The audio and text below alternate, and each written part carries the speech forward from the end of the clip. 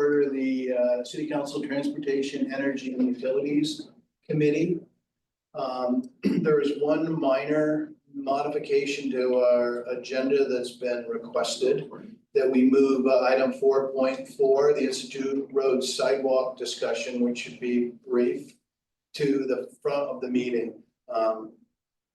We'll call it 4.05. If that is acceptable to everyone, I would entertain a motion on the agenda. Move to adopt the agenda as amended. Second. Any discussion? Seeing none, all those in favor indicate by saying aye. Aye. So we have an agenda. Next, we need a motion on the adoption of the minutes from our 128 meeting. Motion to adopt the minutes. Second. Any discussion? Seeing none, all those in favor indicate by saying aye. Aye. Those are adopted, and next we have public forum. There's nobody here in the room who wants to speak in public forum. Is there anybody online? Yes, it looks like we have 3 people. Sharon Busher, you can go first.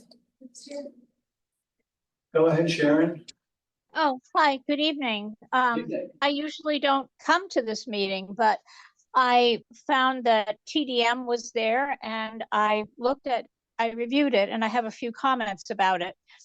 It's really hard to see people when you're zooming in, so I don't know. I think Chapin's there, but I don't know who else is there. And I think Charles is also, because I think he's presenting. But anyways, my focus is on TDM. Now, I did get involved a little bit when the pilot project was done on Winooski Avenue, and some of what has been expanded now was tried, and some with some success and some ideas. I forgot, and it would be really useful to define once again the mobility hub for me. In one of your communications, it's not defined. Maybe in that 75-page communication, there's a definition, but it would help to have that defined. So I just wanted to mention that. Then overarching, you know, we talk about the walk bike council. We talk about multimodal, but I'm a walker. I'm not a biker, and I drive a car too, but I walk a lot. And I feel pedestrians do not have equal footing, no pun intended, in these conversations. And I find that TDM falls short on that. And I really feel that it's deserving of a lot more consideration of how to get people from one place to another by walking, because it's the least expensive, the most environmentally friendly, and things that can be done almost at any age. When you're a child, you need an adult. When you're older, if you have mobility issues, you might not be able to do it, but a lot of people can walk or get from one point to another without any kind of motorized vehicle.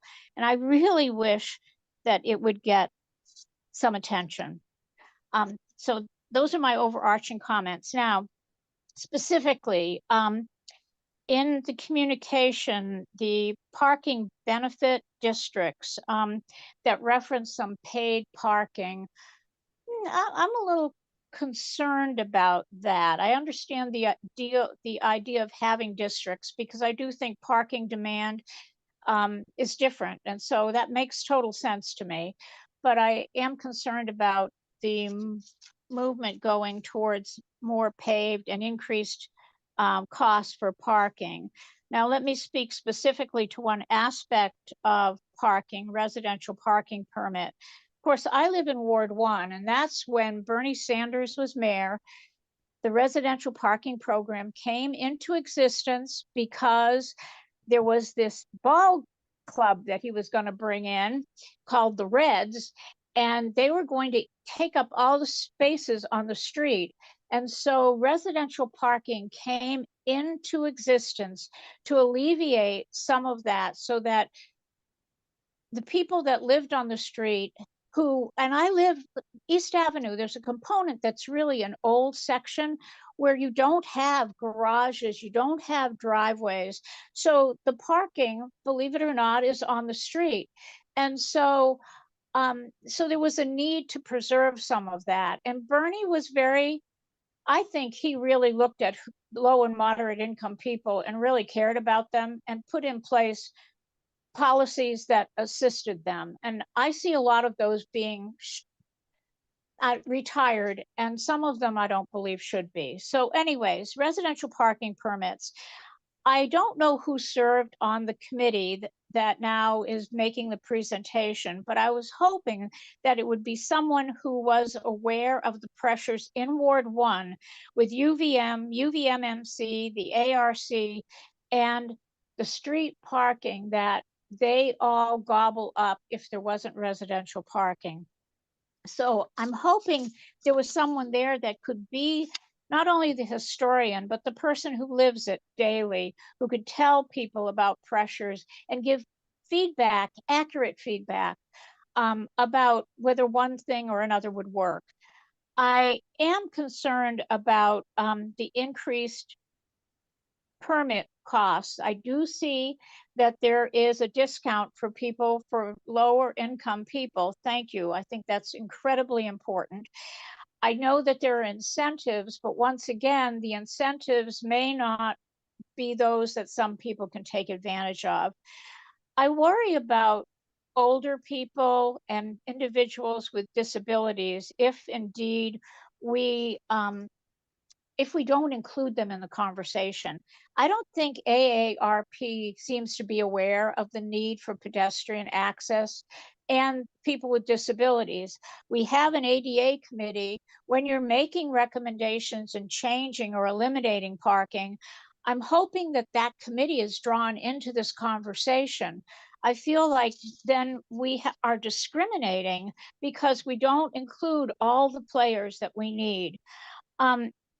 Now, as far as the parking spaces and eliminating them, as I mentioned, in some of the older sections where maybe they have one space off-site, off-street, excuse me, but then if they can't afford a parking permit, then if they're not, you won't allow them to have a guest or a family member to come to visit.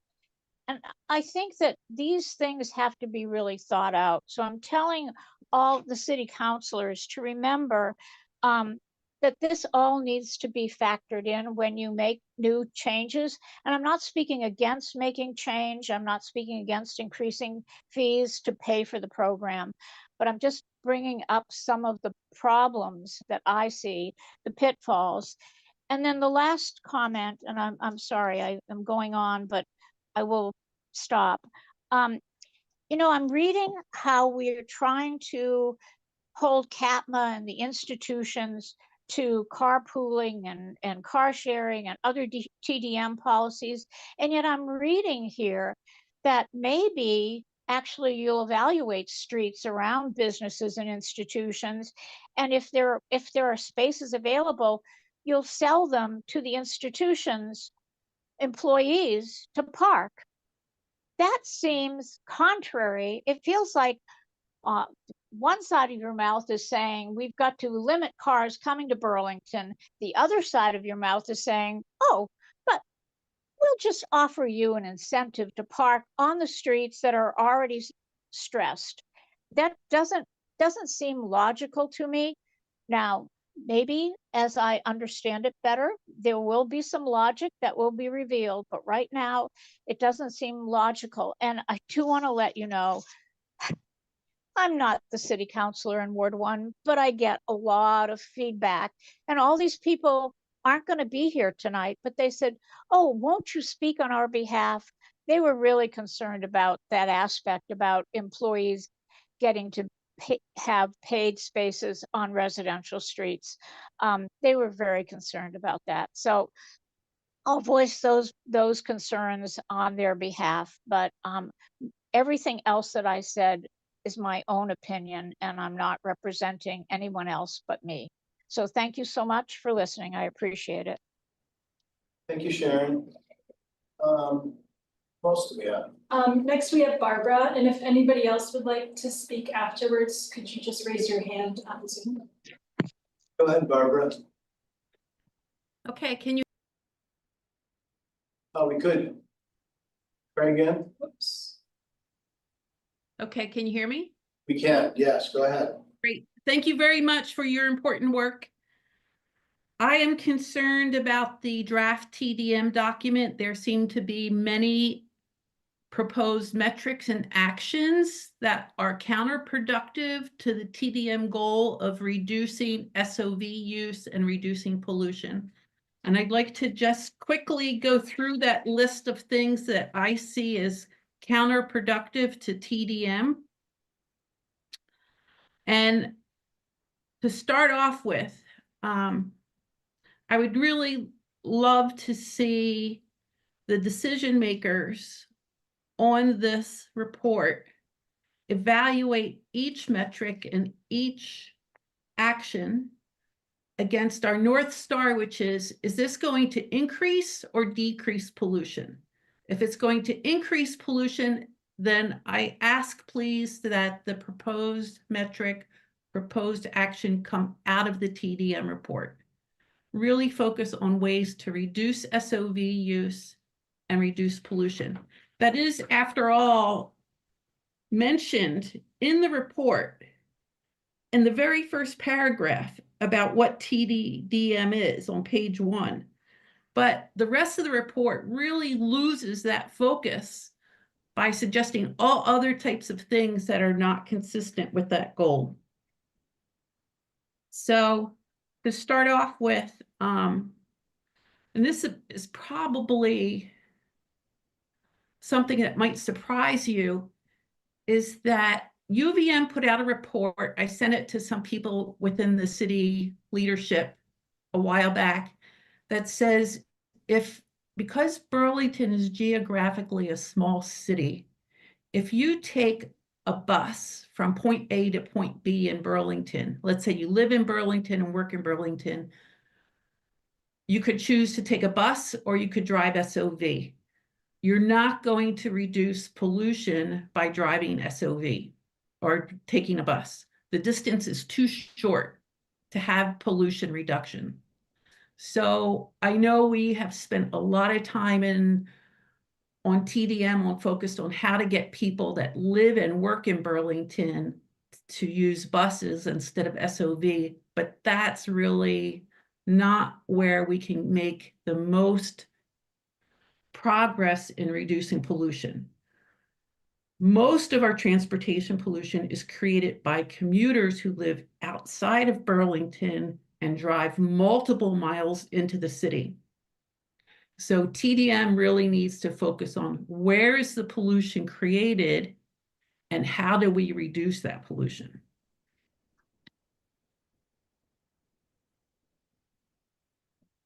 Okay, thank you. So I do have a couple more comments. Go ahead. Sorry, I just had to flip my notes here. So one of the actions is to use a metric called, to use a program called multimodal hubs. But if a multimodal hub is located at the Redstone campus, what's going to happen is most commuters come in on Main Street. Normally they take a right and they go park at UHC next to Waterman Hall. But if instead they take a left and go down South Prospect to Redstone, then UVM is going to provide shuttles to backtrack those commuters and take them over to Waterman Hall. So the commuter drives the same distance, whether they turn right or left off of Main Street. There's not a reduction in vehicle miles traveled. They're still polluting all the way into the city. And we have additional pollution created by the shuttles that drive the commuters from the new multimodal hub over to Waterman Hall. So these multimodal hubs can easily become pollution-creating, traffic-producing programs, and we need to make sure that multimodal hubs are located outside the city so they don't have those adverse impacts. I'm also very concerned about using parking revenues to finance TDM, because increasing parking revenues is an opposite goal to reducing parking demand. We should not allow commuters to park in RPP areas. That's increasing access to parking supply. It encourages more car use. It creates more pollution. TDM should be financed through other ways, and I can give you a list of those ways another time.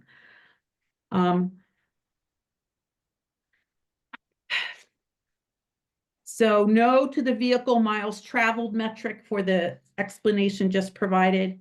Yes to SSTA. SSTA is a fantastic resource. It addresses the equity issue. SSTA is like a hybrid between Uber and GMT.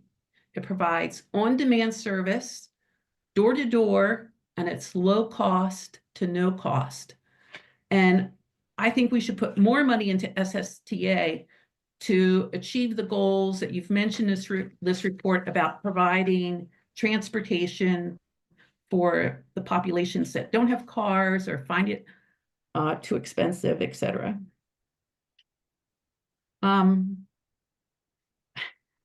As the surveys conducted by the city and other parties found out, people don't like riding buses because they're inconvenient. It takes too long to get from point A to point B. So if somebody has a car, the city cannot convince those people to take a bus instead of using their car. So no matter how much money we put into GMT, we're not going to get that mode transportation change. So GMT is doing the right thing by reducing its spending on routes that are not popular. I think GMT could do more of that and instead focus on revenue generation from entering contracts with the large employers to have commuter buses from each park and ride location come nonstop directly into Burlington. That would reduce pollution in that segment that creates a lot of pollution. I'm almost done here. Finish that up here in about 6 or 7 minutes right now. And plus, I also wanted to know, Barbara, you had submitted an email to the committee members, and if your comments are consistent with that email, we could add that email to the meeting record as well, if you're amenable to that. Yes, please, that's fine. Okay. And you can, but please continue. Okay, I think I'm almost done here. Just let me do a quick scan. So one idea in the report is to have the city contribute to CATMA. I just want to make I don't mind that. I believe we all need to do TDM well, but I don't want this to be a cost shift where CATMA, instead of charging UVM, is charging the city. We should get something for any money we contribute to CATMA over and beyond what UVM is supposed to do. And then last, I just want to point out to you a UVM strategy that is built into these recommendations, and it's combining the multimodal hub with the vehicle miles traveled metric. And by combining those, what UVM is hoping to do is move the buses that it has on campus onto city streets on the periphery of campus, because as stated in UVM's planning report, that will reduce UVM expense in maintaining its on-campus roads and shift that maintenance expense to the city, because the city will have more maintenance with more UVM buses going up and down our streets. Because buses cycle frequently, they're very heavy, and they cause accelerated road deterioration. So in this report, I'm very concerned that it's not obvious to those who haven't read the UVM strategy documents that this report is not really advancing TDM the way we want it to. It's being used to work around and achieve other objectives. Thanks so much. Okay, thank you, Barbara. Anybody else? If there's anybody else online who wants to speak during public forum, could you put your hand up? Barbara, we will add your comments to the meeting record eventually. Thank you. Thank you, Mark. No, we're good. Anyone else? Nobody else wants to address this? Okay, good. Then I'll go ahead and close public forum and move on to our deliberative agenda and our amended item 4.5 now at the beginning of our agenda. It's 4.5. The Institute Road Sidewalk item. I don't know who's going to lead on it. I'll take it. Okay. I think this is pretty straightforward. The school district's building the new high school property, and then the site plan for the property. The sidewalks along North Avenue and Institute Road in places don't fall exactly within the city's right of way. It's the intent of DPW. Once those sidewalks are built and accepted as meeting our standards, to maintain those sidewalks long term, and it's the intent of the school district to dedicate those sidewalks to the city on behalf of the public so that they can be used like any other sidewalk in the city. But because they don't fall perfectly within the right of ways, there needs to be a process for the school district to offer those and for the city council to accept the dedication. So Joe McNeil, the district's attorney, and I have worked out a process for doing that. We've drafted up a resolution for the school to dedicate, which the school district has already approved, and a resolution for the city council to accept. And what's in front of you is asking you to recommend approval of that acceptance resolution to the city council so we can take it on to them. It would be a tentative acceptance. Final, if you adopt the resolution as it's drafted, final acceptance would be up to the city engineer once the sidewalk's built, so that she can determine that the sidewalks are built to city standards. And then both resolutions will be recorded as one document to evidence the dedication and acceptance. So that's the ask, that you recommend approval of this resolution, and I'm happy to answer any questions.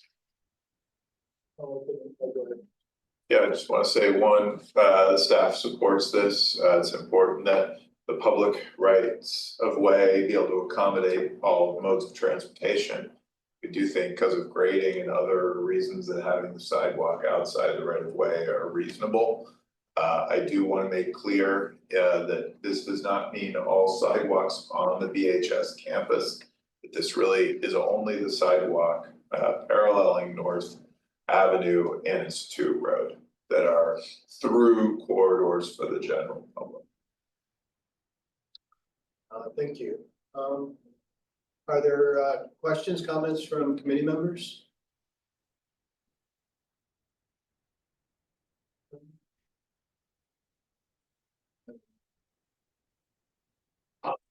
This is just a document that I missed when I was prepping because it was enough to read, so I was trying to read it as we were going along, but Eric, can you just humor me and let me know, does this mean that the school district would have control over those sidewalks? Sorry if I'm not following. They would be dedicating them to the city on behalf of the public, and DPW would be responsible for their long-term maintenance once they're accepted. But ultimately, they like control those sidewalks? What is dedication? Essentially, the public has an easement over top of the sidewalk, just like any other sidewalk in town. So a sidewalk is, if it's, well, in this city, the sidewalks are typically on the city's property in the city's right of way, but in most cities, they're on the property owner's property, but the public has the right to access them and go over top. I'm more just wondering if there's a way for us to even, and I know this is a draft. Amend this to actually provide a little bit more protection to students at the school while we're doing this. And I wondered if that's why I was asking, like, who, I realize the public can use it, but could there be restrictions on how the public can use it? They would be subject to the same rules if you adopt this as all the other sidewalks in town. So there's, in the ordinance, there's rules and regulations for using streets and sidewalks, and those would apply to Right. those sidewalks. And so we just had an incident recently where somebody was video recording kids outside of the high school, right? And so the police were called and responded to. So that's why I'm asking the question. So I'm wondering, is this something that we could actually do while we're doing this? Could we provide like school zone protections or something to that effect? or is that not possible? I guess I need to understand what you mean. Sure. Yeah, I don't know how else to say it, I mean, Mark, you can jump in, like, I'd like to be able to provide more protection so that the police can like say. If you're video recording students or bothering students within a certain zone of the school zone, the police can ask you to leave. Or is that not possible under our current legal system? I don't have an answer for you whether that's possible or not, because I didn't come prepared to answer that, but that has nothing to do with this. This is just, I understand that, I'm asking, is this possibly something we could do at the same time or not? Or is this something I should do separately if we wanted to? I think would be convenient. Okay. Because I feel like it's an issue. Okay, thanks. It's just to convey ownership essentially, or easement, yes. Yeah. But then if there was additional controls or restrictions that were to be placed, we could do that through separate action. Like school zone stuff or something. Right, go ahead, Gene. Thanks a lot. Yeah, I mean, I think it's totally inappropriate to do it in a dedication. You know, there are all these developments where there are these sidewalks, they get built, there are these roads, they get dedicated and accepted, they become our city streets. And you know, if we're looking to protect kids at school, be it at the high school, or be it on North Street, or be it on Walnut Street, in my neighborhoods, then, you know, like we could have, I do believe that you can carve out, if you can craft it correctly, you know, protections in school zones, and people do that all the time. The state does that in terms of, I think, the registry, the sexual offender registry. So there have been challenges around gun-free zones around schools, you know, related to but that's a U.S. constitutional right related to the Second Amendment. So I think Eric is right to be cautious here. I think it is fair to say if we want to have protections for kids that around our schools, that we should look at them and we should tailor those to the problems that we've got. And glomming it up in this seems to be a really bad way to go. Yeah, thanks, Gene, I agree with you, thank you. Okay, other comments? If there are none, we need a motion. I would move to approve and recommend that the city council waive the reading and adopt a proposed resolution accepting the school district's dedication of sidewalks to be located at the high school property along North Avenue and Institute Road. Second. We have a motion and a second. Is there any other discussion? All those in favor of the motion indicate by saying aye. Aye. It's unanimous. Thank you very much. You guys see this on the council. Next, we have the Transportation Demand Management Action. Okay, I'm gonna open my very loud sandwich now, I'm sorry, I have tried so hard not to, but I'm starving. Please eat. All right, I think it's gonna share, I just wanna be sensitive to the time.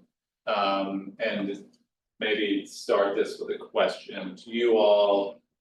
And probably a statement that I acknowledge that I'm probably gonna be seeing a good bit of you, assuming you can fit me on your agendas over the next coming months. Both for the general plan, but also for the TDM ordinance that we're gonna be moving through to amend the CDO. So tonight, my goal was to give an overview of the TDM action plan, which came out of the citywide transportation options study. And ultimately get some direction from you all to move it to the full council for adoption, at which point we would then commence implementing the strategies that I think we all agree should be prioritized. I think there's a conversation to be had about what our office and probably DPW feels should be prioritized.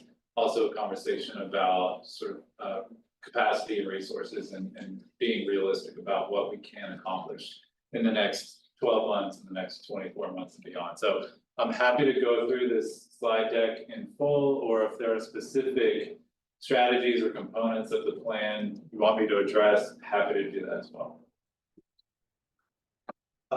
So just to clarify, you're sort of teeing this up for the committee to give you additional input and direction, but you're not seeking action tonight. Well, I think optimistically, we were thinking that, yes, you would recommend its approval to the council, and then we would take it to the full council at an upcoming meeting. That there's a lot to review in this plan though, so I'm prepared to come back and do this again, so we can do this in tranches if necessary. Or we can focus on what I see are probably the first priorities, 3 or 4 priorities in terms of implementation that we can begin now.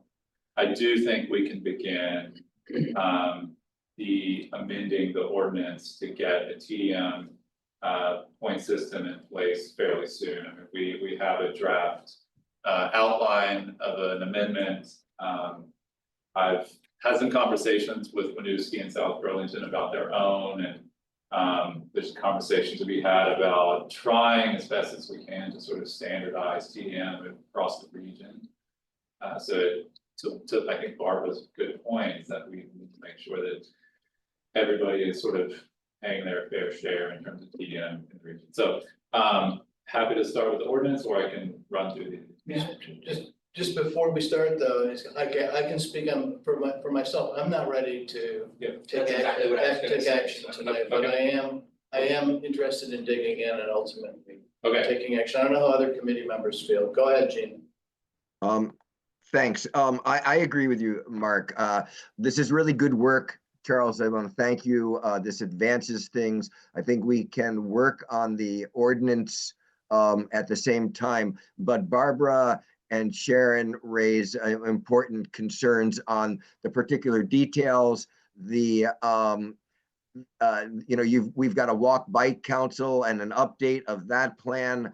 That's directly related to this, in my really very fast skim of the action plan indicates that there still is somewhat of a siloization process in that. So I think that more work, or at least the opportunity for us to be dealing with this needs to occur. But I'd be interested, particularly if it's not dependent on adopting the action plan, to on a parallel track look at the ordinance and look at details. As somebody who pushed that,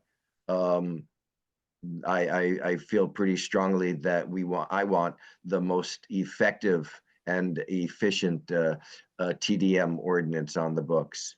Thanks. So with that, I don't know if you have any comments there. No, I agree. So do we want to just go through the slide deck, and or do committee members have particular areas they want to dig into tonight? Yeah, I just want to make sure that we're doing our, like, you guys have a lot of projects going on in your respective offices. And I get that we want to advance things. This is one thing that I would be nervous about advancing quickly, and so I would just ask us to take our time. Well, right, And then lastly, I wanted to ask you before we jumped in. Sharon actually kind of beat me to it, which was one of my questions was how have you, or how will you engage our accessibility committee, advisory committee, in the creation, editing, updating, whatever of the TDM? Like, have you engaged them, and if not? we didn't engage directly with the full committee. We engaged with them in forming our advisory committee. And we had some focus groups that consisted of people who are on those committees and others. We went to, Cathedral Square. Okay, kind of. Yeah, we went to sort of specific populations who have very particular sort of transportation needs and challenges. And engage with them in that way. I'd be happy to take the TDM plan to any of the committees in the city. I think there's probably a justification to take it to many of them. So I'm happy to. Yeah, I just think like folks who have a high need for mobility assistance tend to be folks who have to rely on public transportation. Not that this plan is just specific about that, but I appreciate that. Thanks. That's all I wanted to know.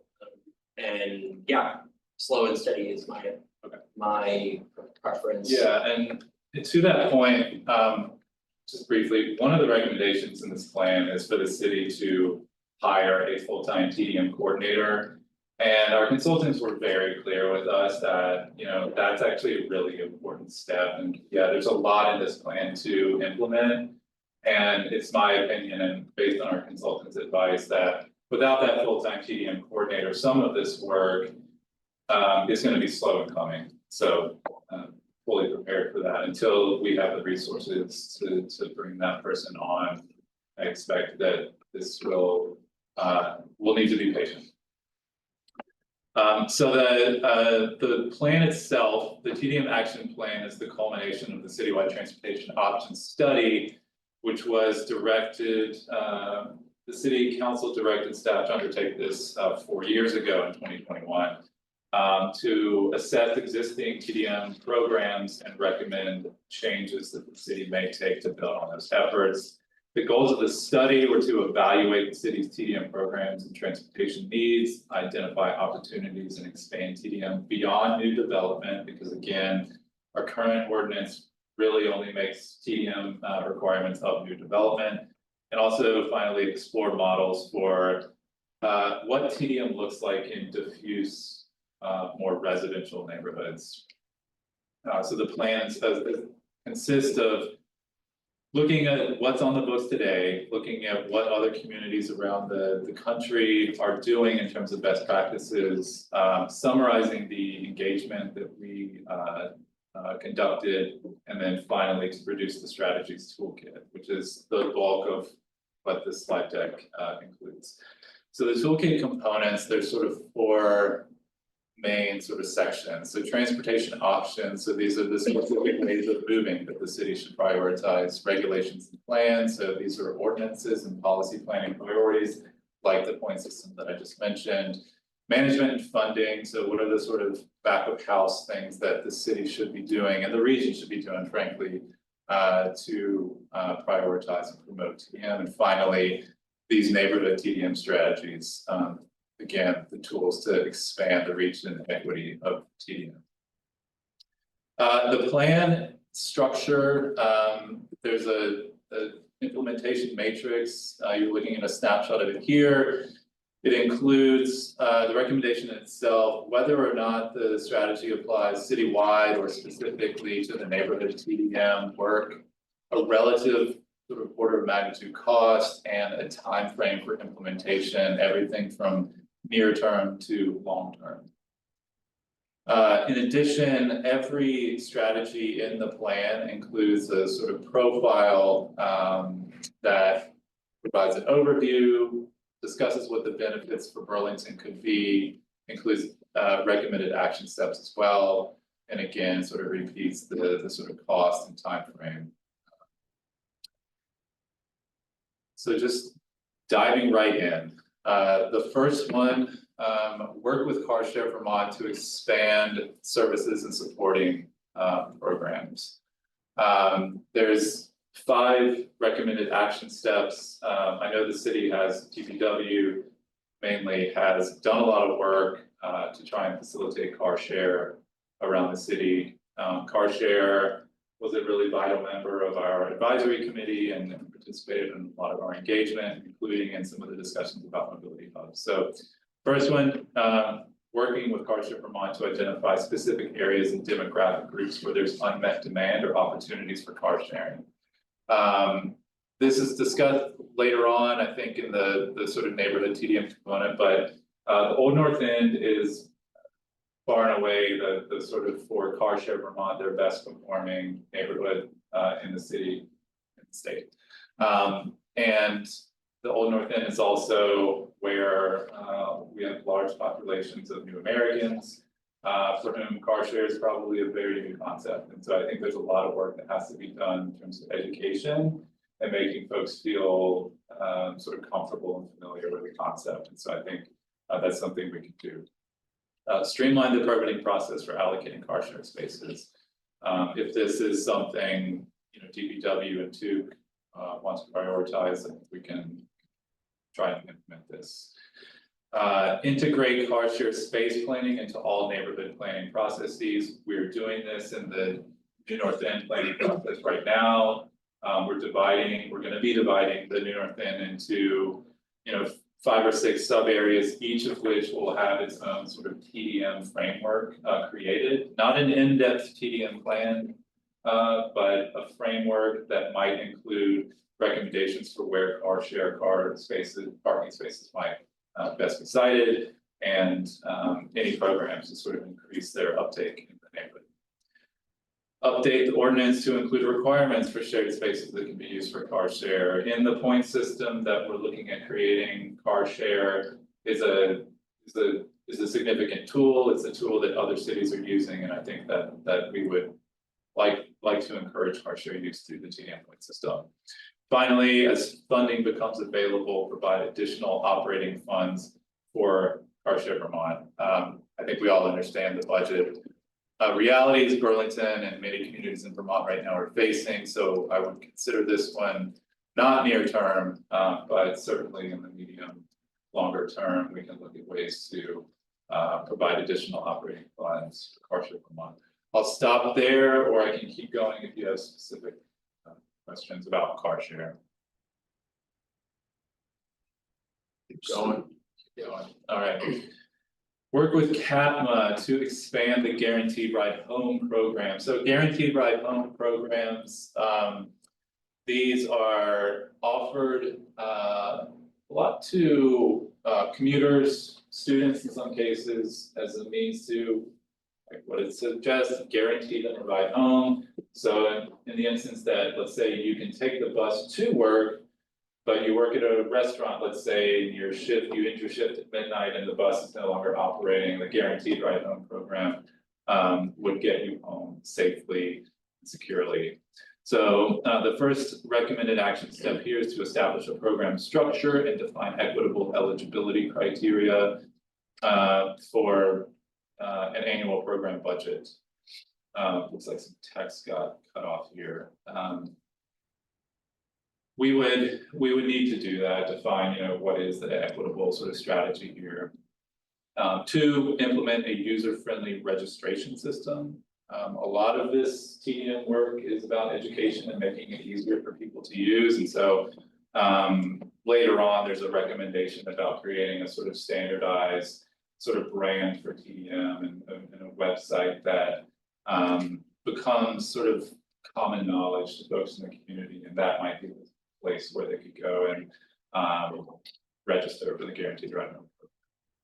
Develop and distribute marketing and education, and that's apparently so important that I repeated it here. The third one, work with Go Vermont to expand the ride matching and carpool program.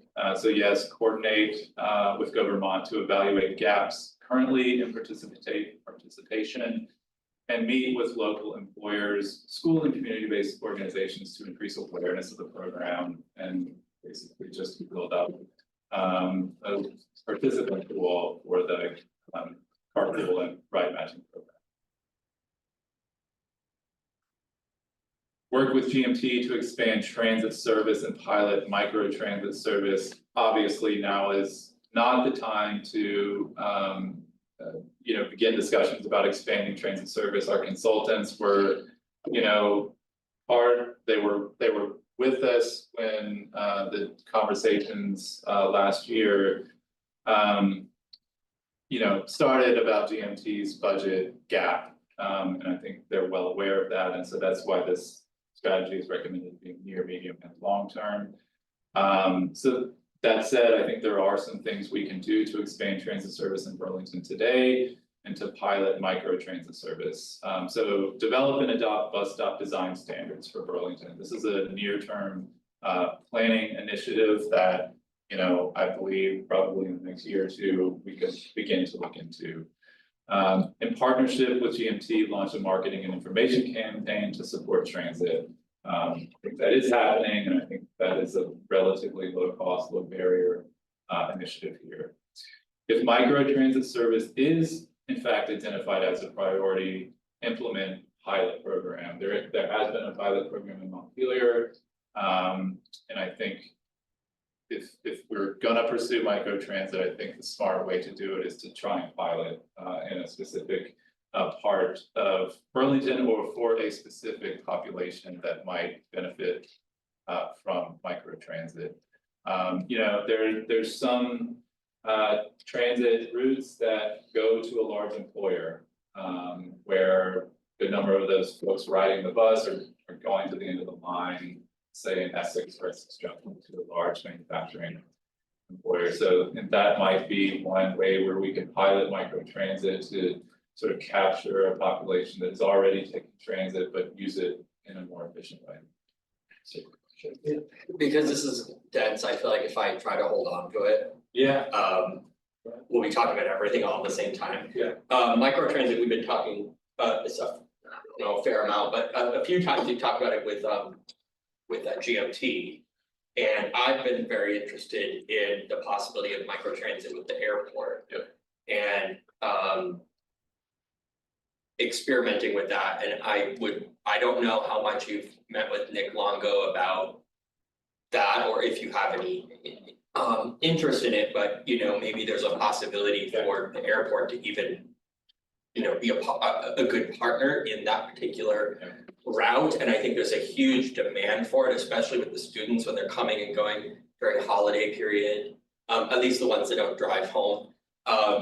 And it is very hard for folks to get to the airport using public transit, and I think folks would be willing to pay a premium to be able to do it, because right now you have to do an Uber or a Lyft, and that's potentially several times the cost. And so I know I always said when I lived in Boston for many years and the train stopped running hours before the bars closed when I was in my 20s, you know, and I'm going, I'd much rather pay $20 for a train ride than, you know, $100 for a taxi, which I can't afford. So maybe we can think about, you know, that with Nick or with the airport board. So I would just throw that out there because I'm very interested in exploring microtransit and looking at a way to get rid of the 4 red dollar signs. yeah. I think we're interested too. The fact it's listed in the plan gives us the ability, once the plan's accepted, for us to start talking about how we work with GMT. GMT is exploring potential options with SSTA, potentially SSTA getting into microtransit. It's all very early, but the important thing is it's in the plan, then it gives us stretch. Yeah, thanks. It wasn't really a question. I just wanted to throw it out there. No, thank you. Yeah, you know, allocate additional local funding to support expand GMT service. You know, I know there's conversations happening at multiple levels about GMT's funding, so I won't belabor the point. Creating a shared stop guideline set and a unified shuttle program. Shared stop policy, so the institutions, the 3 Hill institutions, UVM, the Medical Center, and Champlain College, they each operate a shuttle program. We do not have sort of shared stop guidelines. We're not necessarily they're not necessarily stopping at the same places. There's probably some redundancy in the systems. And so this is all about looking at those 3 systems along with GMT system to say, okay, well, how can we maybe standardize this a little bit, make it more efficient, and potentially even get public access to privately operated shuttles. I think there's probably a likelihood that if we could create a unified shuttle program that we could get, you know, 10-minute headways in some parts of the town, and at that point, really operating a high sort of frequency transit system that people can really rely on. You can just simply walk to the station, the stop and not have to understand, like, was this coming in half an hour, or am I gonna have to wait if I miss it? That sort of thing. And develop a unified branding identity for a shuttle service. There's a sort of one pager in the plan, I believe, about Seattle and how they've approached this. And I think that is something in the long term that if the institutions are interested in this kind of sort of unified approach, that we could even create a branding strategy on that to increase awareness and uptake. Update the city of Burlington's own employee parking benefit program to incentivize sustainable commuting options. So this is just all about, taking a look under the hood at what the city is actually doing to incentivize people to take alternative modes of transportation to and from work, and also to therefore update the benefits to provide more balanced options for employees.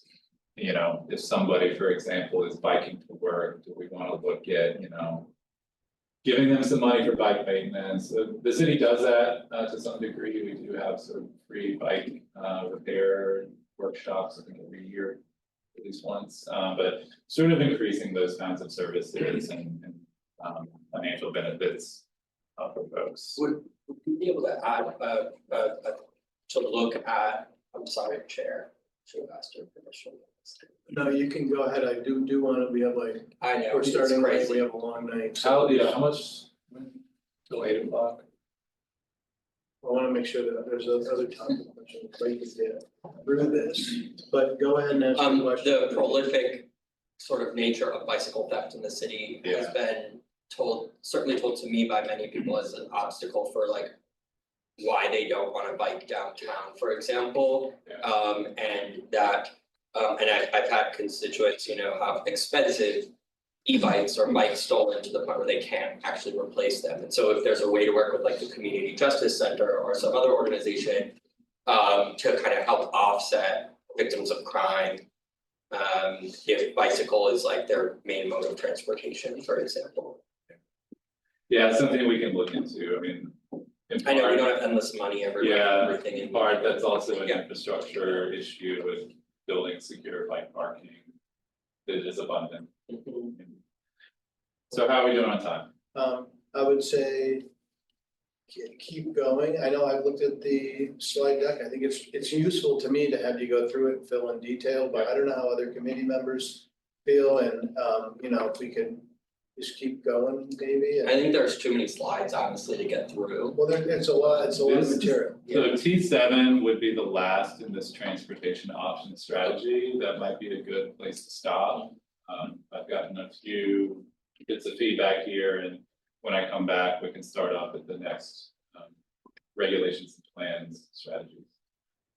And I already think maybe we can just conclude by confirming, or at least getting confirmation from the three of you, if you agree with Jean about commencing a sort of TDM ordinance process where we would, in a parallel track, start the ordinance process. Wouldn't that be part of the regulation part that we have? It is, yeah. Ultimately, I do think that that process would start with the planning commission.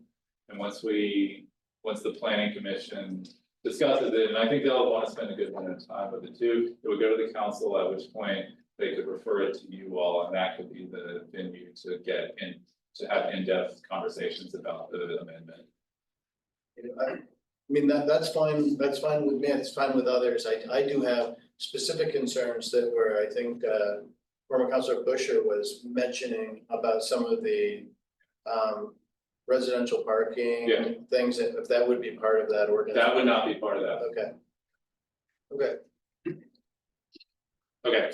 So this last one, implement a sustainable travel choice information, education, and marketing program. So I said it before, a lot of this is about making folks aware of other modes of transportation and how they can go about doing that. There's obviously we need to do a better job of coordinating with CAPMA, with GMT, with Government, and our neighboring municipalities on TDM to create a unified brand.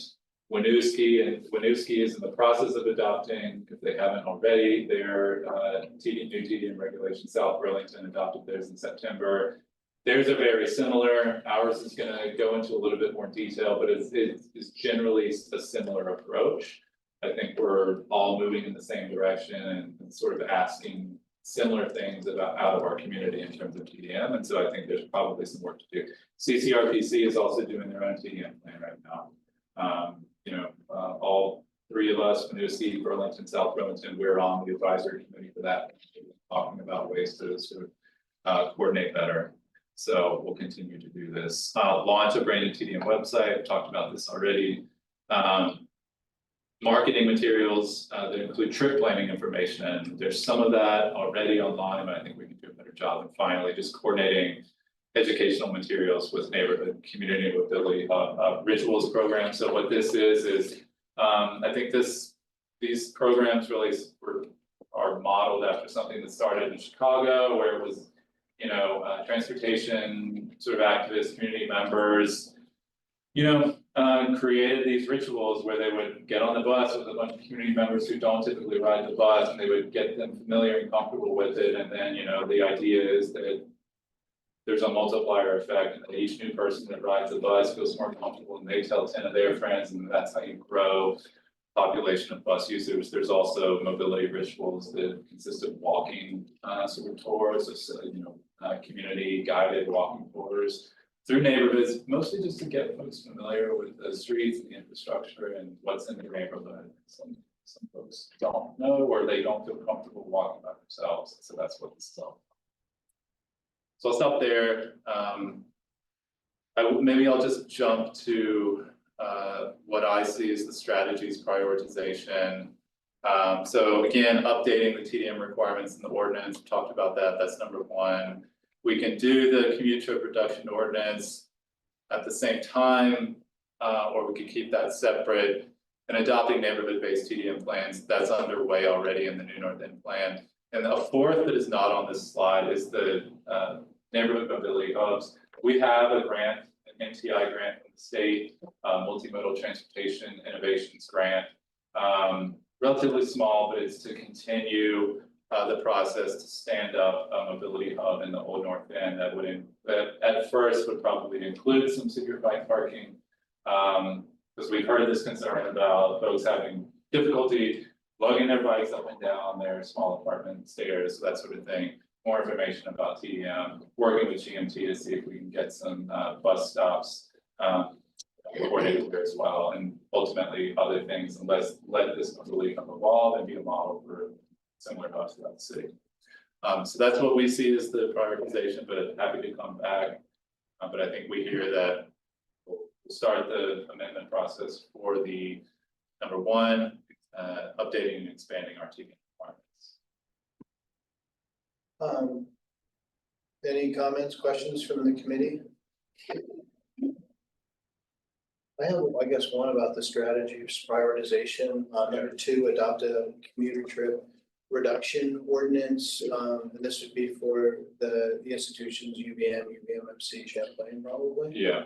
So like, how would that, what's the engagement process for that? Are they part of that discussion? And yeah, they have been. I think the recent MOU process is one way that we've engaged with the institutions on commute trip reduction. The JIP, so our current ordinance has a requirement for the institutions to submit an institutional parking management plan. Historically, the three institutions have done this together. That's why it's called the JIP, the Joint Institutional Parking Management Plan. Updating, that's in the ordinance today. The requirements for the JIP are in the ordinance, so we could update the ordinance in that way to make more specific demands, TDM demands of the institutions in that way. So that is one way we would do it. And in terms of engagement, yeah, I think we would need to engage with the institutions, with the neighborhoods around the institutions, with CAPMA, and their employees. I mean, it's not just speaking to the leadership, it's speaking to the employees, and we would do that as well. DPI, currently DPI permitting inspections is, for lack of resources, is our TDM coordinating department, and, you know, they do their best, but it's a lot of work to coordinate TDM and to make sure that everybody's commitments are being carried forward, and that, you know, folks are doing what we expect them to do, and so,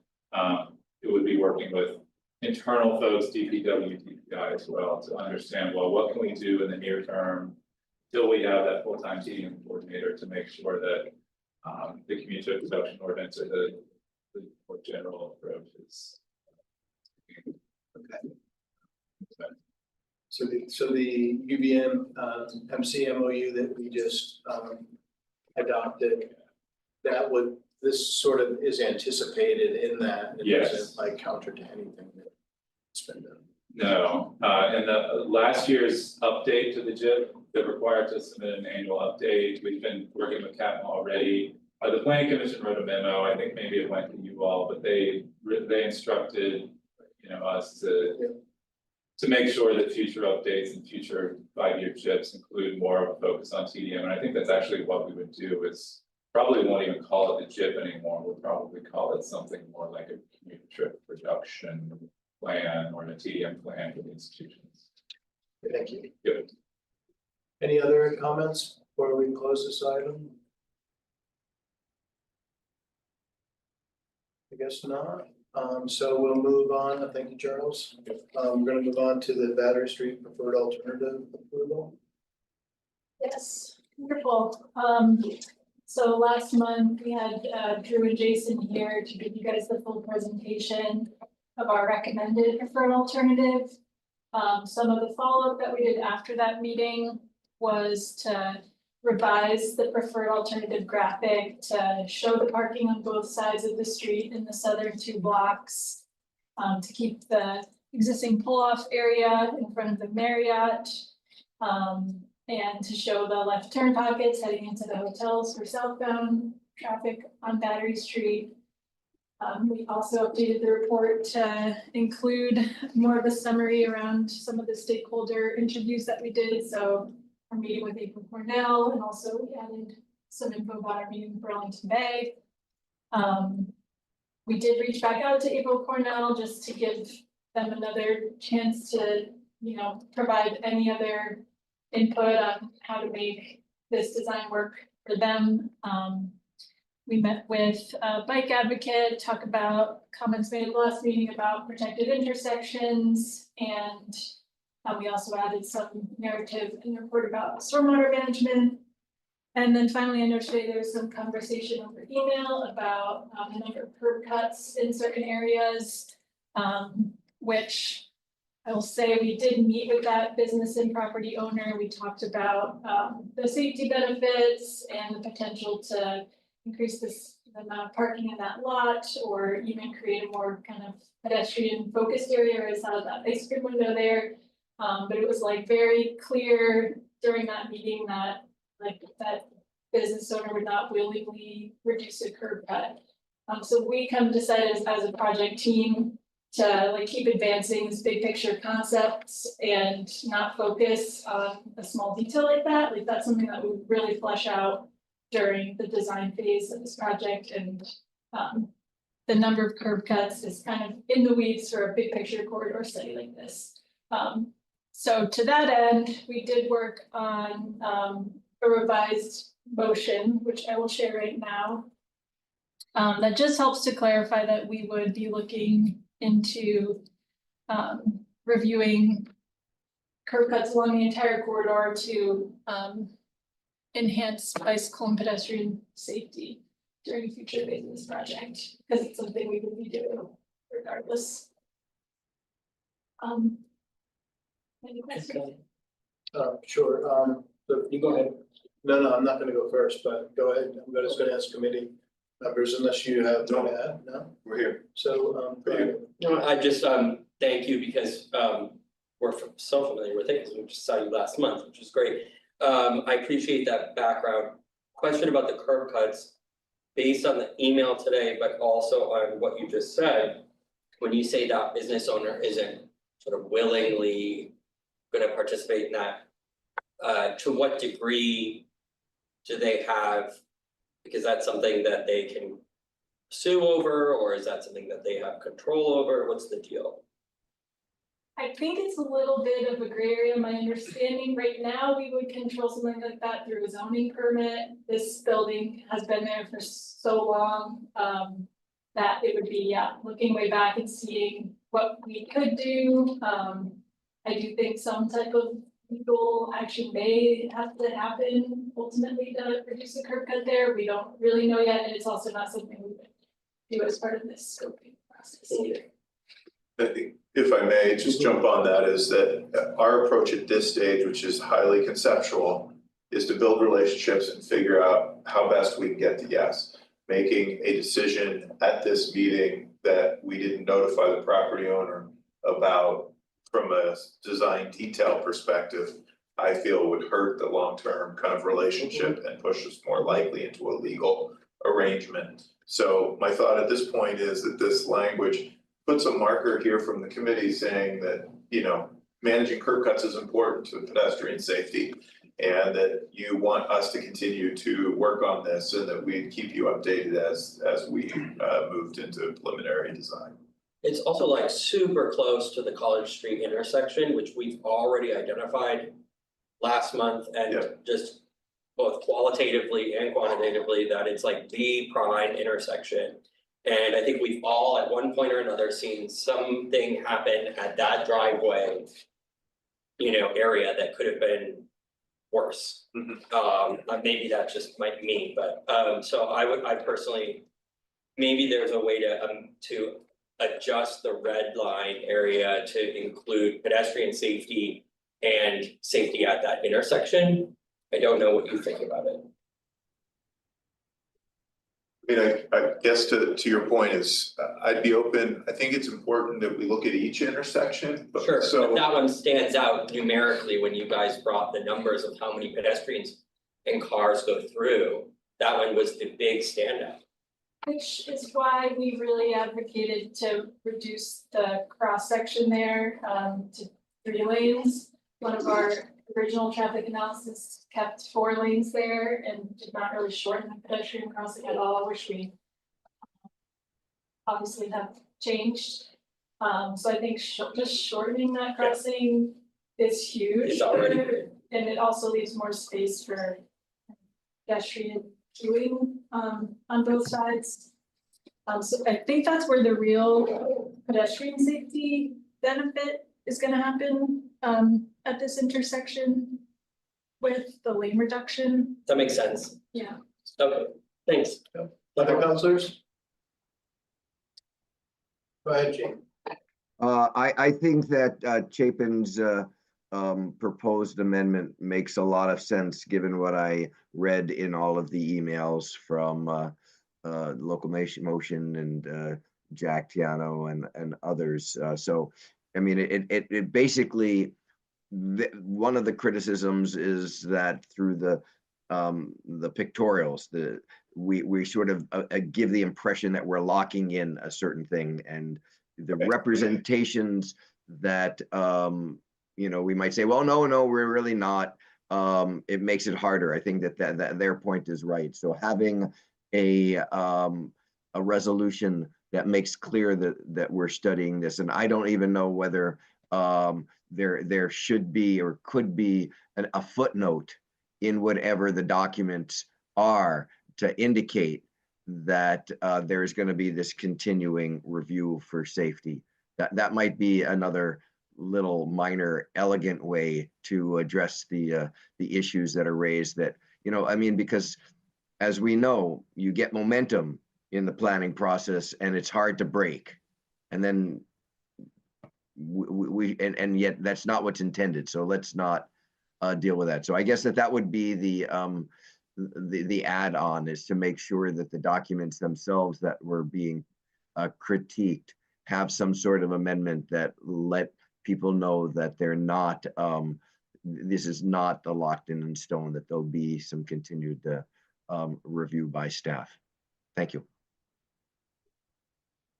Staff's friendly with that, and we'd work with the consulting team to add some narrative in, Gene, that would address that concern. Yeah, no, I agree with agree with what everyone has said. When I saw this picture today in the email chain, I didn't even need the red circle. I immediately saw that, and it's very close to the intersection. So yeah, I agree with Councilor Lewin that especially at that intersection, the safety of someone who's just needs to be at speed to get through that intersection, and then now you're immediately at that opening to the lot coming in. But yeah, that's what I have to do. I do think that the 3-lane switch, like what you're saying, is gonna help a lot because it will slow traffic down quite a bit from what it looks like now. And so now I'm able to kind of picture what you're talking about, and getting off of email and in person is really helpful. So, and I also think you're right, as you switch from 4 lanes to 3 lanes, there'll be more pedestrianized space, which will then reduce the length of that crosswalk, which is really heavily crossed by families with young children and strollers. So I love the way we're going. So I thanks everyone. Sounds like we're all on the same page, except we don't know what. Well, since you asked. I will, yeah, I think the motion as amended, addresses some of the concerns we saw over email today, that we will continue to review the current situation. But advance this tonight if someone's willing to make that motion. I don't have my glasses. I have to pull it up, so let the younger person do it. I would move that the TEUC approves and recommends the city council approves the Battery Street Scoping Study Project Advisory Committee selection of revised alternative 2 as the preferred alternative for this study, and further recommends that the Department of Public Works reviews the curb cuts along the entire corridor to further enhance bicycle and pedestrian safety during future phases of this project. And I'll second that. Any further discussion? Seeing none, all those in favor of the motion, please indicate by saying aye. Aye. That's unanimous. And that'll move on to the council. Thank you. We You will. guys are good at what you do. I came in thinking I was not gonna say yes to this, but. Well, we sense the dialogue and, we try to be responsive, so we're gonna update the document, the final document with some of this language that we've discussed. The plan would be to have then the TEUC sponsor the resolution and have it go to the 10th, March 10th Yes, council meeting, Maybe. if there's room.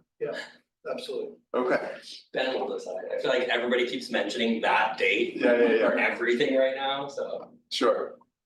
Thank you all for working through us on this, what we're really excited about, but we just, I think it's important to note, the overall cost of this is tens of millions of dollars. We are applying for a UPWP, Unified Planning Work Program grant through the RPC to look at interim improvements. Yes, more acronyms. I thought when I left higher education, I would get away from the acronyms, but I went into public health and. Yes. So the good news is we will come back to you with some kind of initial interim approaches that we can take. So we're not just waiting for 5 to 10 years before we can back up again. Thank you. Yeah. Next on our agenda is 4.3 Courthouse Plaza Parking Agreement Modifications. And I believe you're leading us on this one. Yes, will do. So we've provided you utilization in past months on parking underneath. It's level 3 of the Courthouse Plaza parking garages.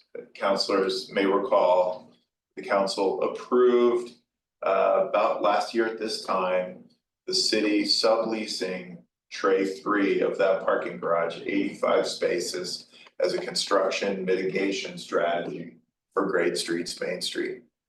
Utilization has been decent, not overly strong. We're seeing at the peak about 70 transactions on average per day at that 85 space lot. Occupancy is about half on strong months. It has been weaker lately as we have had the Main and Winooski intersection closed. So the access to that garage has gotten a lot more complicated. Even those of us who live in town have to figure out how to navigate one-way streets to get there. So staff, the agreement document says that after a year of operation that we can renegotiate the number of spaces if we mutually arrive at an arrangement. What staff is proposing is that we do restart negotiations with them and look to see if we can arrive at a place where we are leasing about half of the spaces, because that is what utilization is showing. It would lower our costs, it would still serve the public. We are heading into another full season of impact in that Main Street block between Winooski and Church.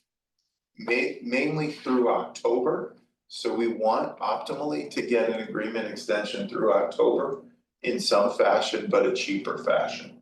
So I wanted to just check in with you before we started the negotiations, because I didn't want to negotiate something, come to you and you say, we don't like it. So that's the quick update. Councilors. May I ask a question? Oh, so when is the Main and Winooski's, I hear rumor that you're behind schedule on, not you, but that it's behind schedule on that intersection being reopened, so when are you projecting right now? Mid-March. So we're right around the corner from that intersection being reopened. Correct. And do you think that that's actually gonna cause us to come, cause I love the idea of going down to 40 based on data, but I also am wondering. What's your take on, like, is it gonna go back up, because we wanna encourage folks to come shop in our downtown Right. as we head back into spring and summer and come to events and whatever. Right, we've explored a whole bunch of options, from getting out of this agreement and doing some general parking promotion downtown, but we can't just pick some businesses to give, free passes to customers versus others. So we would have to then say, do a 2-hour free parking in Marketplace Garage, which is 3 blocks away, and this garage is well suited. And once the intersection, at least on Winooski, opens back up, I expect utilization to go up. Main Street will still be closed in sections for a good chunk of the season as water line work and sewer line work still occurs. So we've been meeting with businesses. Businesses are still feeling incredibly impacted by this project. You've been hearing it, seeing it via email. I believe in all full court press on parking supply, on business promotion generally, on mitigating, narrowing the construction zone as much as we can with our contractor. All these strategies have to happen in concert. So given we're gonna be invasively working on this block of Main Street through October, I think it's important we continue some parking program in this area through October. What it is, I wanna negotiate it, but I wanted to make sure that you all were open to that here. Just a question on the project itself, how much further east is the project going? So the sewer work goes all the way up to Union, but the improvements to the Main Street corridor, the surface improvements, go just beyond the Winooski intersection. Okay, once we hit mid-March and South Winooski ideally opens up, basically the project would be split into 2 sections. You'll have the west half that's currently being worked on. Yeah. And then there's gonna be this other east half that's gonna be another block. So the access to the garage, it will still be greatly restricted, because now you won't be able to, as I've seen many cars do, whether it's allowed or not, cut through the gas station, Champlain Farms. To get to South Winooski. Right. It's right by my house, I walk by it every day, so I do always see it, so that, whether it's allowed or not, that will end up being cut off once that eastern part of the project starts. So you're getting the north-south, the southbound traffic will be coming to the garage. Yeah. That section will end up getting cut off, and whether or not I just get lucky, I just see it happen every time I walk by. That is something to consider in terms of the demand coming in. I'm definitely pro bringing the amount of spaces down, considering the utilization has gone down.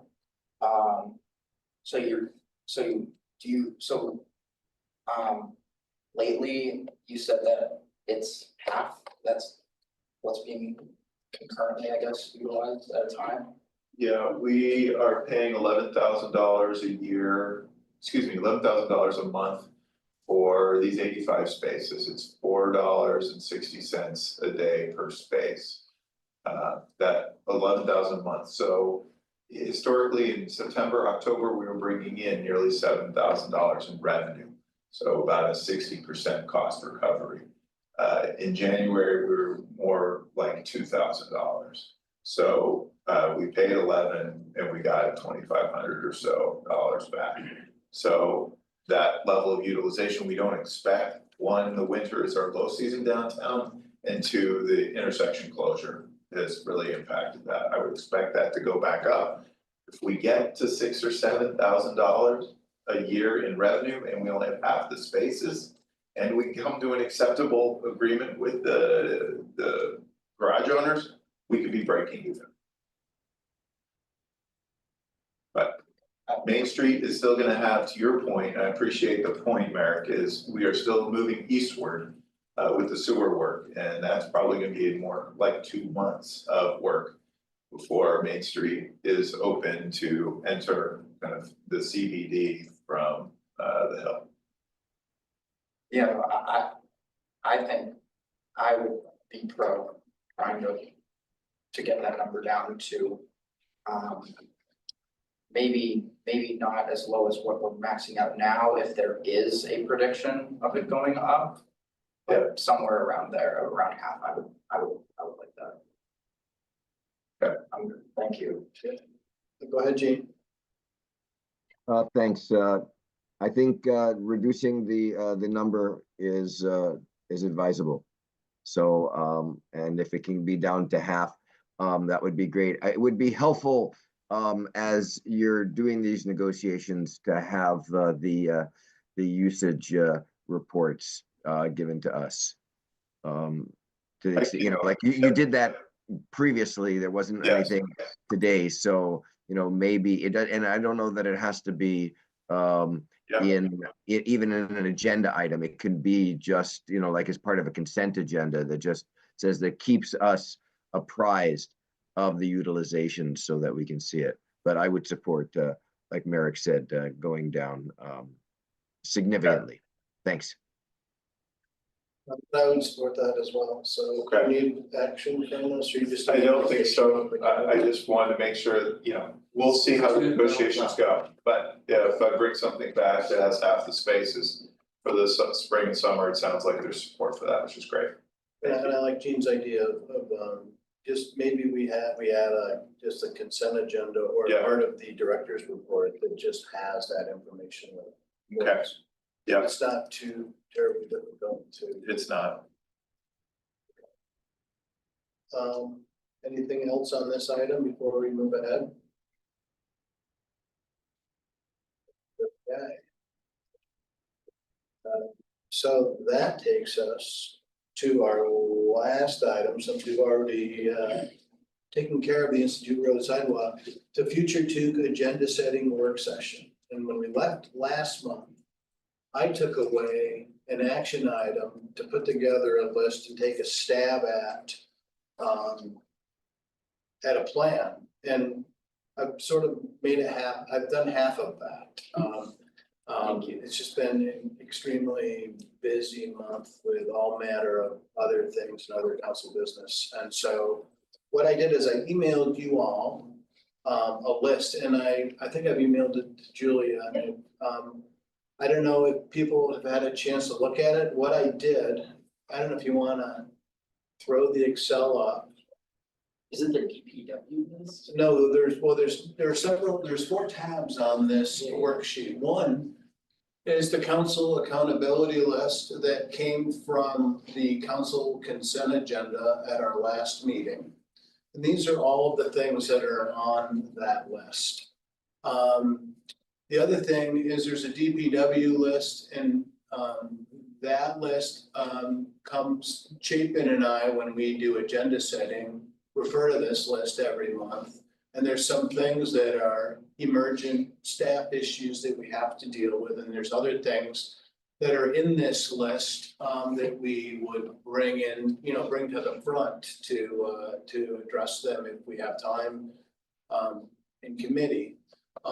The other 2024 committee list is a list that we all compiled together last April when we first were impaneled as a committee together. And the 2025 committee list is essentially a copy of the 2024 that's more or less. And this would be a document that we could work on together to establish committee priorities. And some of the priorities, you can see the source of them in column B. Some are just things that they're sort of ongoing committee interest or action. Some are required of us, but through council action. And others are brought to us through interest of committee members. And so that's sort of what we have. My thinking on this, and I'm certainly open to any and all ideas, is that we would look at this and try to organize it in a way, at least maybe come to some agreement on what things we think we have to do sooner. And a sort of higher priority, and then maybe sort of sequence things in a way that we could then take a stab once we had that agreement with the committee. We could try to take a stab at a work plan that we could then have as a working document that we could then continue to add to, reference, measure ourselves against, almost like an accountability list. But also, I think of it like a Gantt chart. When I think of it like the South End, the thing the DPW had brought to us when they were trying to sequence all the different traffic or all the different infrastructure upgrades in the South End, and you can kind of lay them on top of each other and sort of see them over time as a planning document. So those are my ideas, but I'll open the floor up for others to weigh in on how they think we should approach this.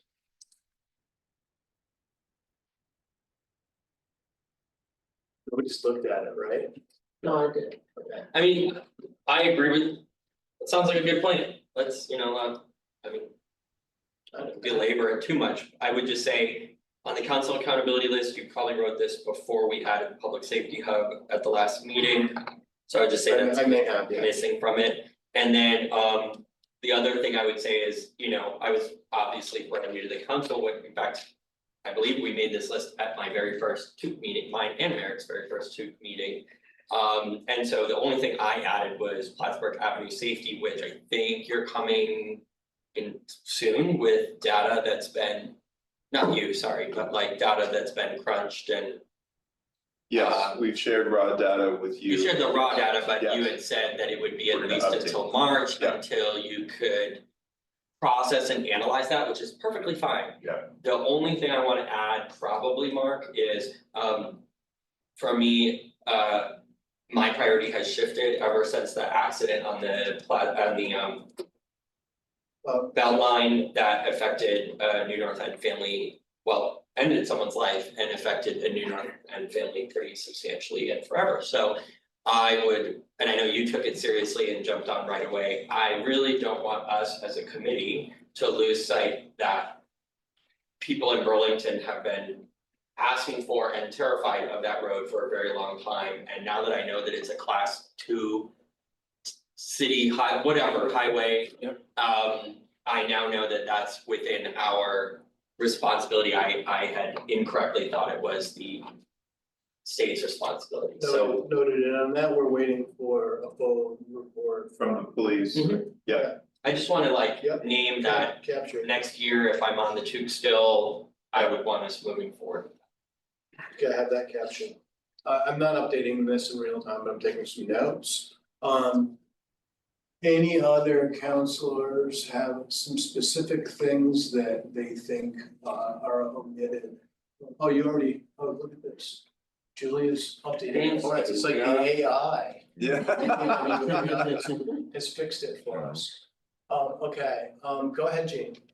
I don't think anything has been omitted. I just think that we've got to figure out the sequencing Yes, and how we can get to things and make sure that we are dealing with these bigger priorities of counselors that are not the imperatives of, say, DPW or BED. And so they're not coming to us with that impetus.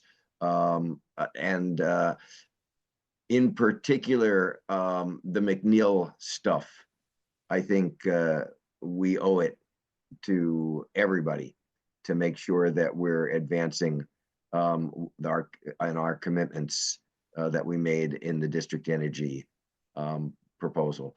And there are some ways I think that we can integrate the solar work that we were talking about, particularly the review by Encore of the different sites for some solar placements.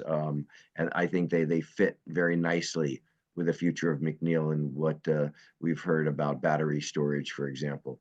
So that's a major priority for me, is that that bigger climate energy generation and storage piece.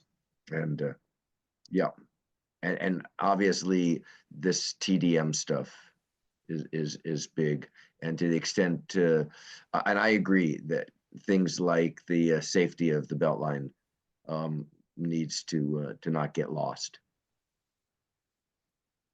Thanks. Agree with everything that has already been said, in terms of those priorities those are also. One thing that I would like to add, that I've recently taken, recently, I guess since I was running for office, I would have had an interest in this, but since we finally got a foot of snow on the ground that actually stuck around for more than a couple days. I would like us to explore what we can do as a city to ensure that our bus stops are accessible to everyone.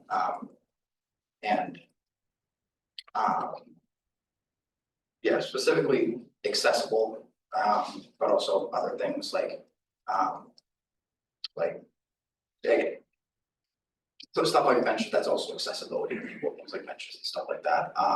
I literally, to take the bus down here, I had to climb on top of a snowbank, and the bus stop was not one of those stops that will pass if it's inaccessible. It was a regular stop, and I had to climb on top of the snowbank to get to the stop. So that's what immediately comes to mind, but I agree with everything that's already been said. Okay. I have a question for you, Mark. Yes. About Gene's thoughts on McNeil, which I agree with everything really that he said about, that we need to advance what we have said we would advance.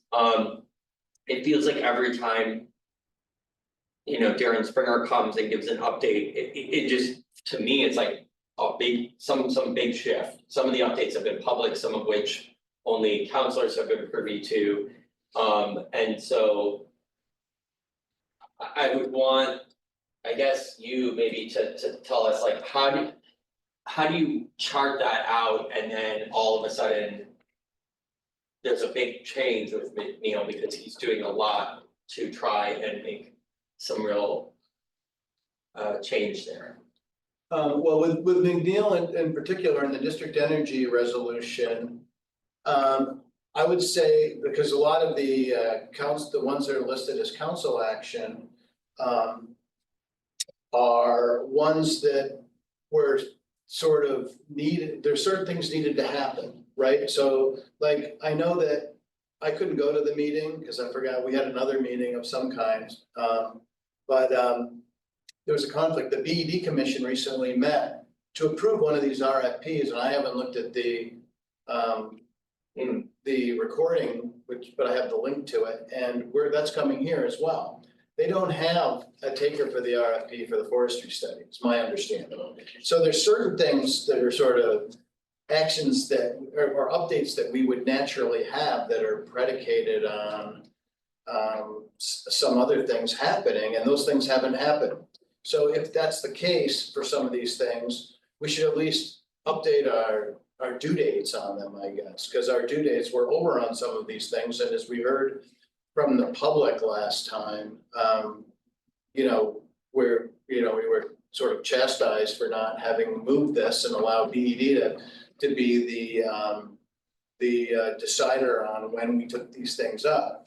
I don't entirely think that that's the case. I think that in the case of the efficiency study, I think the way one of those result clauses was once that happens, we're supposed to help engage that process, but they just got an RFP. I think presented to the BED Commission. So that has to be approved by BED Commission, approved by us, approved by the council, and then they're off to the races, and then we would start an engagement process, is the way I read that. And so I that's my sort of reading on when we act is somewhat dependent on when some of the work happens. Well, and therein lies the problem of having something as large as McNeil as represented as a single Excel line. You know, we don't I have. don't think it is. Well, There's a number of. oh, well, I told you I didn't have my glasses on tonight. I better open my computer. So, you're probably right. Hold on, climate, right? Is it under It's under climate? BED. Oh, yeah, okay, never mind. Yeah, so you're right. Maybe it's just updating the due dates, or just making sure that we're reflecting what's within our control and what we have to wait, like if we don't have an RFP for the forestry study, right, like reflecting that, and maybe we have that as a standing agenda item or something where we Right. check to make sure our accountability spreadsheet that you've made us is accurate, like our meeting minutes. And I do think having that accountability list for us to refer back to as also for future committees, if we don't get the things within a year to have. You know. April 1st is right around the corner. So. Maybe, so I heard Gene and I don't disagree with him that that's a big one. That is a big sort of climate initiative that we ought to get an update on, so maybe we could invite Darren in the near term. And B, we could start to try to put some new dates to things if the old dates aren't accurate. Mark, I'd be happy to sit down with you and work through the McNeil stuff if you want to. I would love to do that. Yeah, Because I know some of these things came out of your Yeah. additions to the resolution as well. Yep. So we wouldn't lose the intent, and that might have been like, you know, that may not be as clear in the resolution language about how these things are interrelated and dependent. Yep, I'd be happy to do that on the McNeil stuff, and actually perhaps Chapin, because the sites that are that are being looked at by Encore are really DPW sites. You could shake a tree and find out what the heck is happening on them. I mean, part of it is just getting regular updates from folks. So, you know, we got a report that said, yeah, we're doing this, we're looking at these, and then there's radio silence, and at a certain point that ceases to be comforting. Happy to talk about the director's report, and then we can have a separate agenda item soon. Well, hopefully you win your race. or else there will be no accountability. Well, no, they won't. I would have to get that all done before April 1st. I guess some of these things that are on our list, like Winooski Bridge, is there more work for us to, I mean, I guess we should go through these things. Some of these things we're still sort of in. There's still obviously approval steps probably for Winooski Bridge, but a lot of the big stuff to keep the project moving Right. is having some, we might wanna clarify. Rail Yard Enterprise project is sort of a little bit in limbo, I guess, right now because of funding and because of maybe other obstacles, you know? Yeah, maybe what we do is look at the ones that are we know we're gonna need information sooner in the action item. But then items that you just wanna be briefed on, we could look at how do we brief, could be just a quick paragraph in the director's report. And some of them might not be known, we just wanna keep them on the list. yeah. So that we know that they're there and we'll make the list part of our normal That's right. Agenda. Well, maybe Just in the same way the council has an accountability list on consent that people can refer to if they take that deep of a dive into the Right. council. And maybe you have a tab or something where, you know, when a project moves. Like the Winooski Bridge, Yeah. you know, there's another tab potentially that's like. Out of our hands until it's back in our hands and. Or some You know, right. way that's obvious and Yeah. easy for the public and for committee members. We don't wanna create too much. I bet Julia and Chapin have so much Excel spreadsheet experience between the two of them that they would help us. Yeah, well, it's not the Excel, it's the, once you start Populating. tracking something, the active tracking and updating becomes its own thing sometimes. The pivot. So we wanna keep it somewhat straightforward, I think. Status column or something like that. Yeah. And so perhaps we can get the content nailed down and the relative sequencing and priorities, when Gene and I meet. And then Yeah. perhaps after that, we can look for input on the best way to maintaining. Yep. it forward. This sounds like a good plan. I think we're making headway, maybe not as fast as some would like, but we'll keep at this. I think this committee. Takes on. Heavy work, so I wouldn't say maybe as fast, we have a lot of things on here and they're not small items that have a huge impact on this. Yeah. So I wouldn't. Say it quite like. And hopefully we have some committee continuity going into April. Seems like we might, but we'll all be decided, we'll know. Unless I mount a last minute, right? But it would be nice to leave this anyways, for whatever the committee looks like in April. It'd be nice to have this done for April so that we have that. We have it or they have it or whatever. Right. Okay, more on this right now? Gene, you and I have to find a time then, We can do that. okay? If there's no more on this, thank you for being our scribe tonight, Julie. Maybe send that back to me, thanks.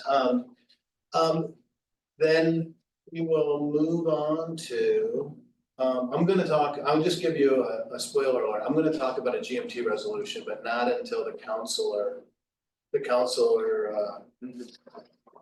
Items. Councilor Items, number 6. And so I'll move from now to director's report. Great, I'll take the GMT resolution off my list and give you 2 updates. Update number 1 is that the DPW Commission, and we have a commissioner in attendance tonight, thank you, Dan. Approved the city's Unified Planning Work Program application. Our major new initiative is a new transportation plan, which has been a priority of this committee. You passed a motion several months ago trying to expedite the update of the 2011 transportation plan. The DPW Commission approved that application has been submitted to the Regional Planning Commission and is being reviewed. So we'll keep you updated on that. That's number 1. Number two, Councilor Bergman asked good questions about solar updates. DPW is actively involved. We met with Encore last week. Each site that we are looking at has its challenges. The two most promising sites are the reservoir roof up on top of the hill. And that big question mark will be, how does town meeting day go? Because one of the bond items for the water system includes money for a new membrane roof on the reservoir. And we're not gonna put solar on the roof until we have a new membrane roof. So we will see how that vote goes on town meeting day. The other promising site is the landfill, the Manhattan landfill. And the outstanding issue there is we are trying to figure out how to do a full assessment of our landfill gas collection system, methane gas collection system. Similarly, we do not want to put solar on top of the landfill until we know that the gas collection system that runs along the landfill is in serviceable and good shape for a couple of decades. That system has been not actively maintained to the level I would like. And so we are trying to put money in the FY26 budget, would start July 1, to do an assessment of that collection system. So, Gene, we are moving on these sites to make them solar ready. Each site, the big ones, require significant capital repairs. And we are trying to budget money for those in 26. So the conversations are happening. Encore is not, they cannot invest significant dollars until there's more assurance that the sites can become solar ready. And I'm happy to get into more detail at a subsequent meeting if of interest to the committee. So, thank you. Thank you. And on the councilor items, anybody else have anything before I launch in?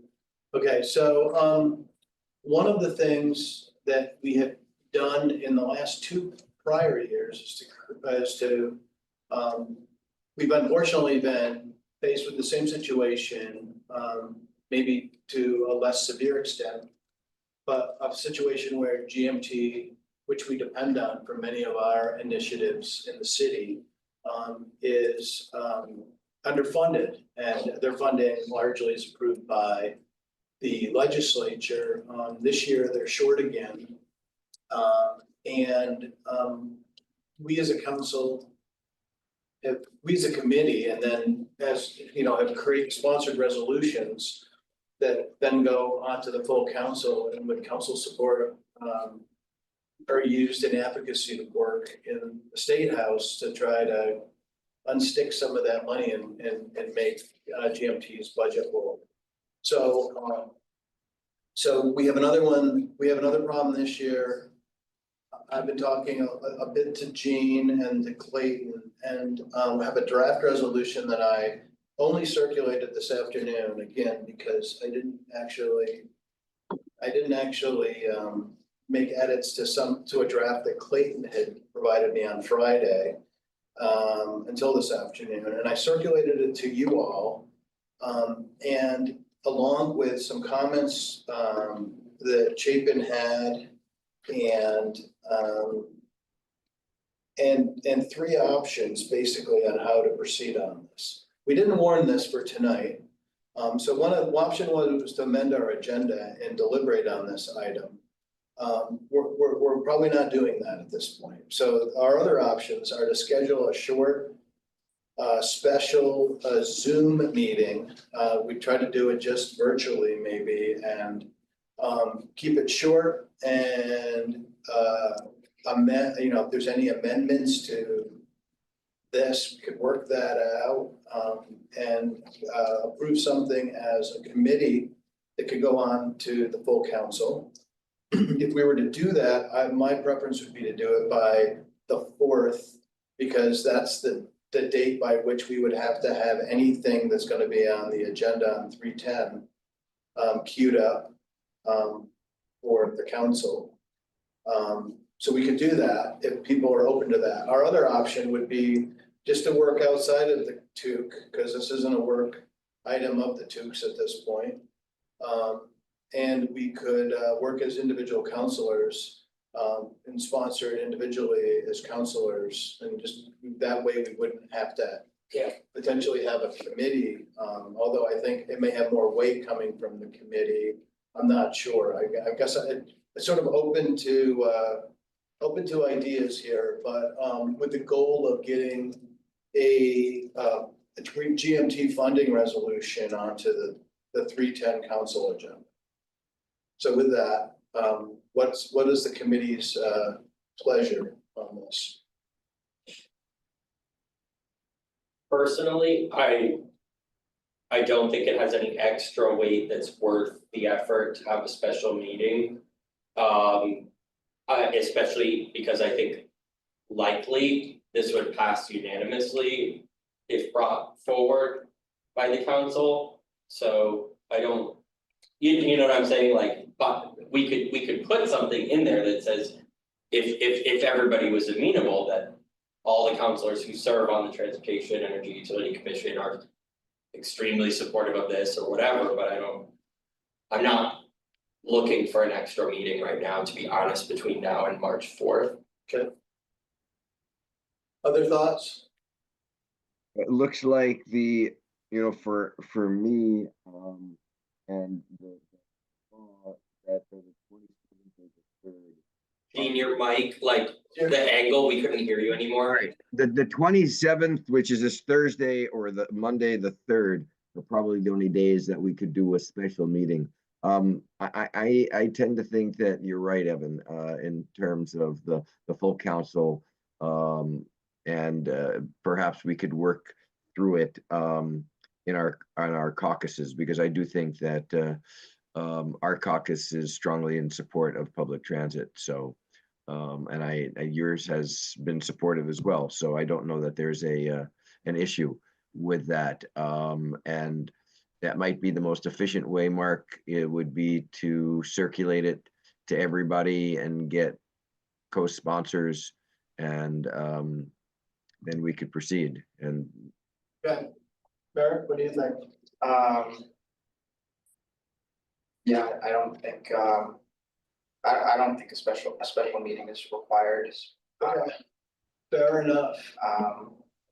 I do have, potential amendments that I don't have written out, but I would like, to bring forward, so I don't think they will be, I don't think they will be controversial, and I don't think that will contribute to the full council potentially is failing, but I would avert the hassle of doing a floor amendment on something that we think is just gonna pass anyways, but I still think that my amendments are important to consider.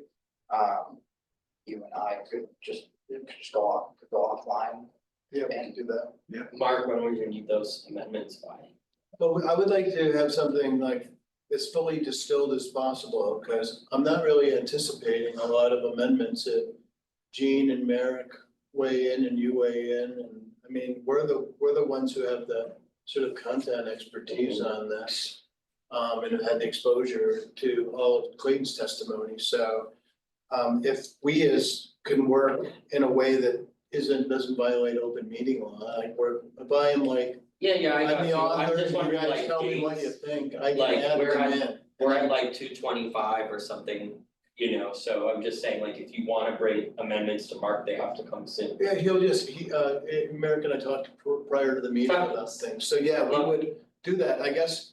I'm open to that, I guess I would ask people here, these committee, all the committee members, if you have, if you have changes you like, you wanna, amendments you wanna make to this draft, which, just like bring them to me or offer them to me, and we'll incorporate them into the resolution.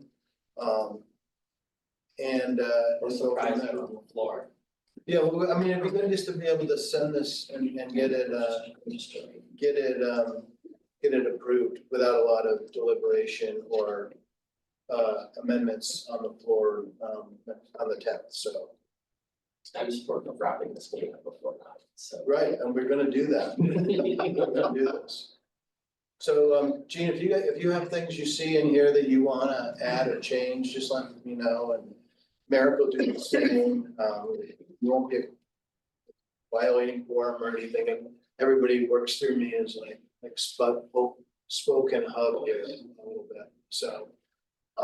Mark, just quick update if I may. Yeah. I've notified the administration that this item is likely coming on the 10th as well, so there's knowledge there as well. Excellent. I think sooner is better, just because we're in the middle of the legislative process, the legislative session now, so sooner is better on this.